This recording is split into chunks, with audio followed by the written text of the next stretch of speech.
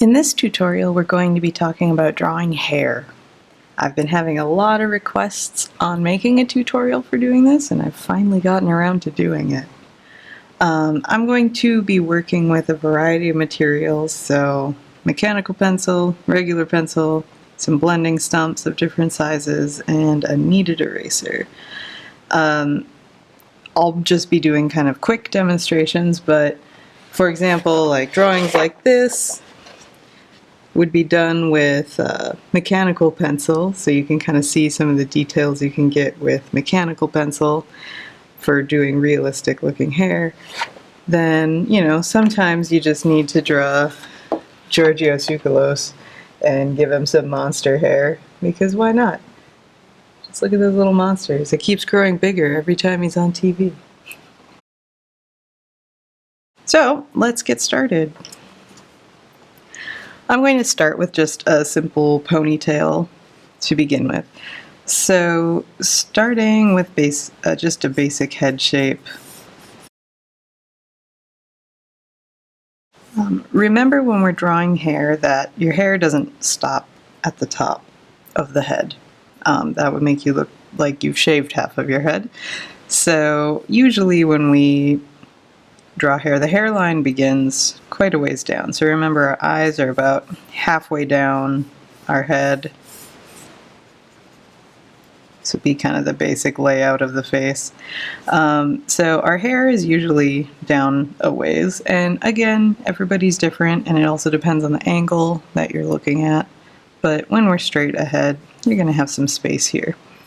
So what I'm going to do first is just going to start by blocking in the shape of the hairline. I'm going to do this lightly so that I don't have really hard lines. Then, depending on how thick one's hair is, it might come off of the scalp, which would be this line right here. Could be a lot, could be a little bit. It just depends on the thickness of the hair. And everybody's hairline also looks different, so some people's are very straight across, some have more of a widow's peak, and so just really be paying attention to the individual cases of whatever you're drawing. Once I have this kind of blocked in, I will erase the scalp line because we don't need that anymore. And then I'll start adding the bun on top.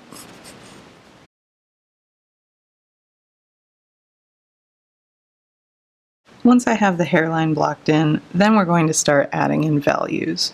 And really the key to drawing hair well is getting values to look like individual strands. So I'm not really drawing individual strands, I'm just blocking in lighter and darker areas. So I'm going to start with kind of the larger areas and kind of get in sort of shapes of the hair. So not individual strands, just chunks. You can see that I'm not going straight up with the hair. I'm kind of curving it around because our head is round, so if we were just going straight up, that would mean our hair is sticking straight up, which generally is not the case.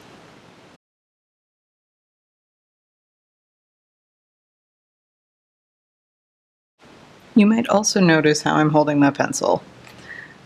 Holding your pencil in this manner is going to give you kind of a sketchier mark, or as compared to a really tight controlled line. And this is usually helpful when I want to shade something in. So if I know that I'm going to be using a blending stump or something, I'm going to kind of work with the side of my pencil instead. If I want more detailed marks, then I'm going to hold my pencil regularly. But I feel like this kind of helps me loosen up and just work a little more gesturally instead of kind of focusing so much on individual things.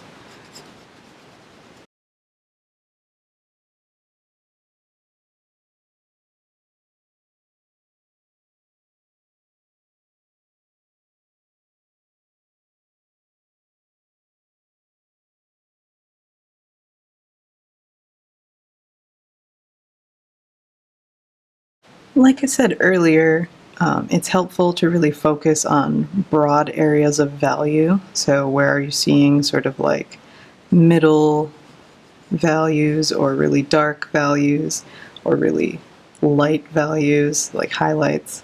By breaking them down into those sorts of areas, you're going to kind of see it more as a whole. So instead of just focusing on those like individual hairs, you're seeing sort of areas of dark, middle, or light values, and that's going to help sort of simplify the process.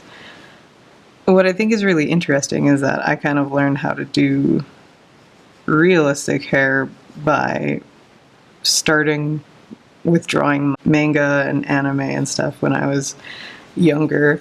And they would always just, have those little lines where it would block out, oh, here's the highlight, and there'd be another line, here's the low light.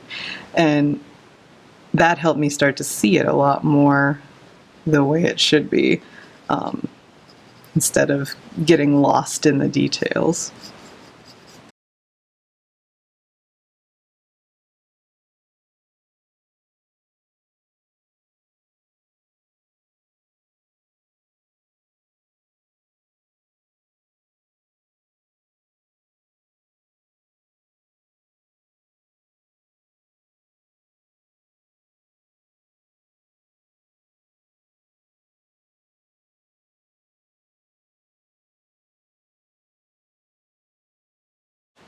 Once you have your basic values blocked in, then you can start going in with a blending stump and kind of smoothing things out and pushing the values around. And basically what I'll do is I'll just smooth this out, and then I'm going to go back over it with my pencil again and just kind of keep going back and forth until I get to where I want. Another thing that I'll start doing is taking my eraser and pulling out highlights. So maybe areas that got a little too smudged, I can just kind of lift out highlights with my eraser to keep them bright and where I want them. I can also lift out individual strands throughout, and that's what these kneaded erasers are helpful for. You can shape them into little points so that you can kind of work in tiny areas with it. So we'll get started with that.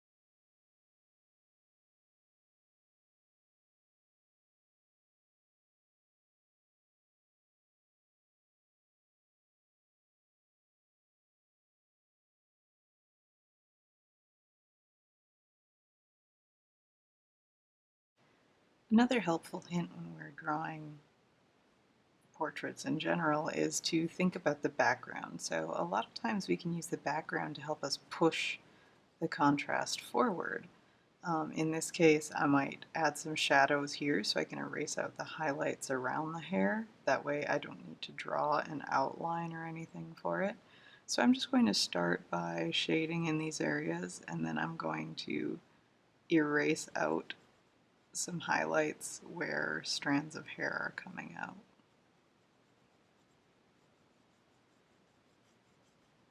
It's almost like a backwards outline. So instead of working inwards, we're working outwards.